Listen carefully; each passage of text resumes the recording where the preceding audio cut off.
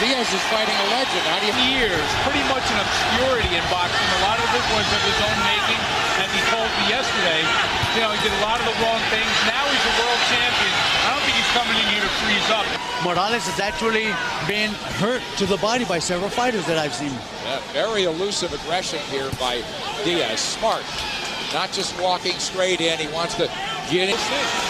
Yeah, and you know, David is doing an excellent job working up the body and working upstairs as well. Well, Morales finally fighting back. He hadn't done much in the first couple of minutes of this fight. Right. What a shot by Morales. Counter by Morales. Imagine that. And you look at David Diaz. He's got a more fascinating first rounds we've seen in boxing. Down punch. Trust me, you will. There it is. Boom. But it's exactly what that Diaz has to keep punching, even punching on the way out. You know, and that might be a sign that Diaz is a little bit overly excited about fighting in his home. Excited, right. He knew what was to be understandable. Whoa, that's a slip. Benjia's as the referee. So Diaz hasn't learned that he needs to pick up those hands. Right there. Wow. Here comes Morales, popping back. As he's content to slug with the champion. He's all over Erik Morales. Benjia's breaks them.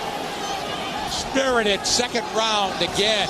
Non-stop action. Morales dangerous as you guys know. He should land his punches and sidestep. Don't stay in front of Morales, but he's dangerous. Right. You got to sidestep away from him. And just got to outwork him here as we close out. A beautiful second. Diaz not punching his way in. Forgetting about that jab.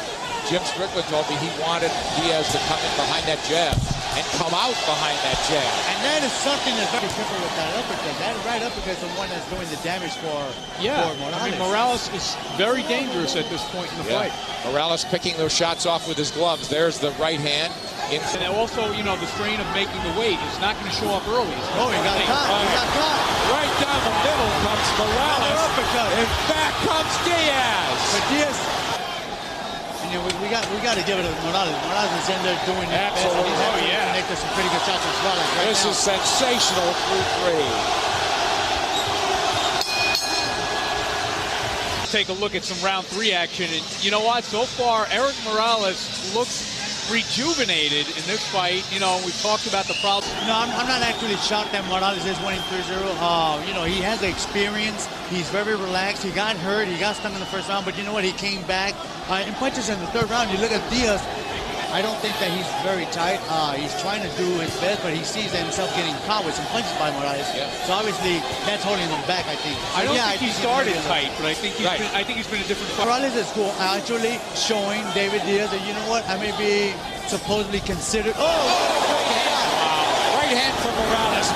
White. And something right now that I saw of David Diaz, you cannot continue going straight back, forward, without throwing anything. You know, either you do a sidestep and counter him, or at least take your jab out to maintain Morales at a distance. All right, here's David Diaz trying very hard to get something over on Erik Morales. And, you know, for all his effort, he's missing a lot. And now you see the efficiency of Morales. Has brought to this fight. And back it up again. He's taken some hellacious shots. Let's face it, he's lost 4 of his last 5, and he really went down in a firefight against Manny Pacquiao that third. Knowing that he wasn't going to catch him, but he just tried to maintain him right there in front of him. So that way Morales wouldn't be able to move. Right, Diaz content to stand in front now. And now, quite a muscle at right hand found a home to the chin of Morales. But Morales with a lot of right there shooting. Right there, that left should have been right there. Good. Wow, driving Diaz back. Bigger fights, which he's been in. And that seems to be the difference. He's bringing everything to this fight so far. A good straight left by Diaz right there. Moving around. What another round of... And I'll tell you what I think this is like. So you see, Diaz doing some pretty good work in there. Doing some pretty good... That the referee told him to break, and Morales hit him. Yeah, Diaz is mad about it now. But he needs to be patient, because you know what, losing his composure is not going to help him. Fought at. So far, it's been Morales more than Diaz, but they both had their moments here. And I'm going to tell you guys one thing right now. David Diaz is throwing everything, including forearms and elbows. I mean, I want to ask you guys if you're surprised that Morales appears to be enjoying this fight. He's not running from the slugfest. No, he's getting hurt there. It's a big issue. With all the experience showing in Erik Morales here tonight, halfway through this war of attrition. Well, you know, Morales doesn't want to go with a defeat out now. All right, let's take a look at some of the action. I thought this is actually David Diaz's best round of the fight. These guys are lousy fighters. I wish I was fighting lightweight now. And he was actually training to fight Manny Pacquiao at that point as a featherweight. Wow, that's something. Aggression against him, isn't he? Yeah, he's using aggression against him. Right now, he got caught right now with a pretty good straight right. Yeah, now Morales backing up, but he's dangerous doing that too. Typically, he's punching back. Or as fast as Manny Pacquiao. Manny Pacquiao is very quick. He's very strong. He can take a good shot, and he can also hit with power.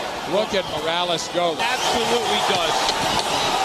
This is a war of attrition, and right now, Morales looks like he's getting worn down a little bit. Oh, just fabulous action.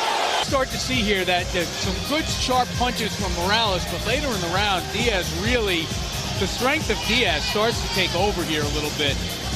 You know, you can almost see it after they broke from the clinch. Morales kind of turns it around. Real pro move. There's Morales creating space.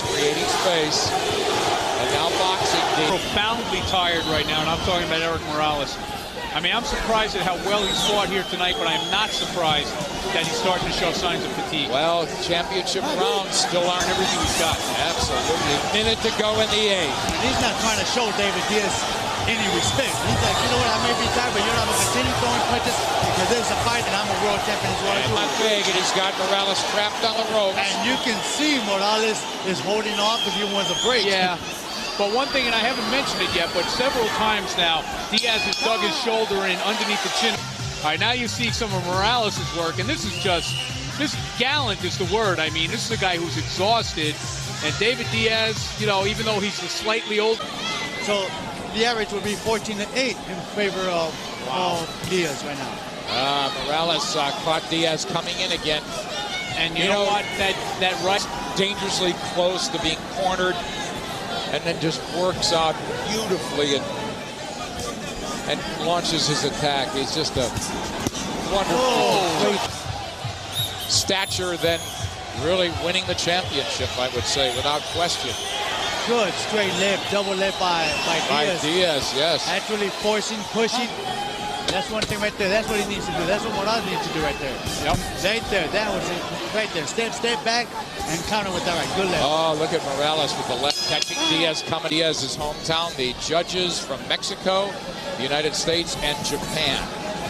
And the other interesting thing is I don't sense, you know, anymore an overwhelming. It's starting to wear down on him, but, you know, he's landing some pretty good shots. Yeah. The warrior that he is. Now, this is Morales' wheelhouse. And we know that, look at, you know he's setting up that right hand. Yeah, and Diaz is on both sides. Well, there's an ebb and flow to it, you know, guys. There are times when you think one guy's taking over. Yeah, that's what makes a great fight. Right now, Morales was just landing a pretty good shot. Diaz hammers away, and Morales' body. Morales on the ropes. As we complete 10 here in Chicago. It brought him to the victory when he knocked out Santa Cruz. He can do that again right now, like he just did right now. That's where he wants to be, right here. Well, you know, one thing I would say is that I wouldn't be so sure, Gennaro and I yesterday, that he would retire if he lost. And I wonder, having fought this well tonight, losing this way? Oh, yes. Not only a disgrace, I want to see him again. Got every trick of the trade. Oh, yeah. Catching Diaz when he's leaning, lunging, the whole bit. And he sees when Diaz is going to let his hands go. So he actually opens up wide to throw those body shots. That was a huge flurry for Diaz. Now Morales electing not distance. What a and he gets blocked. Does Morales fight two? This fight, you said it earlier. Every single one of the 9,700 people in this arena were on their feet to cheer the beginning of the 12th round. 3 minutes, it's come down to this. And sheer force.